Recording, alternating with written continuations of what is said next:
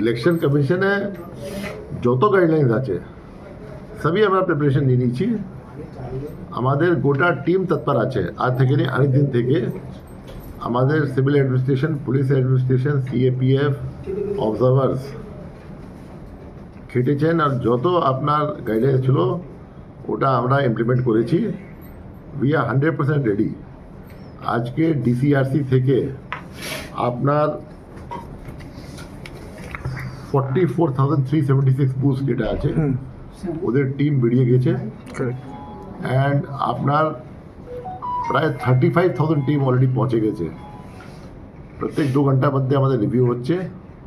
বুথে সব আপনার মিনিমাম অ্যাশোর্ড ফ্যাসিলিটি যে আছে ডিএম বলেছেন ওরা লাগু করে দিয়েছে। ওখানে সিসিটিভি বসিয়ে গেছে, ওখানে সব জিনিস যেটা আছে অ্যারেঞ্জ হয়ে গেছে। তারপরে আপনার যত গাইডলাইন্স আছে সিএপিএফ জন্য, যত গাইডলাইন্স আছে ভোটার অ্যাসিস্ট্যান্ট বুথ জন্য, যত গাইডলাইন্স ছিল আপনার ভোটার ইনফরমেশন স্লিপ জন্য, সবই আমরা কমপ্লাই করেছি।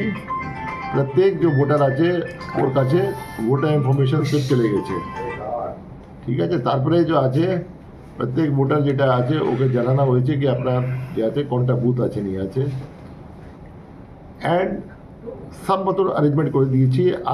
আজ থেকে বুথে পৌঁছা পরে সিএপিএফ তো থাকবে, ওদের ফুল রেসপন্সিবিলিটি থাকবে দেখা জন্যে safety security of polling personnel, safety security of EVM, safety security of webcasting equipment and other polling মটিরিয়াল।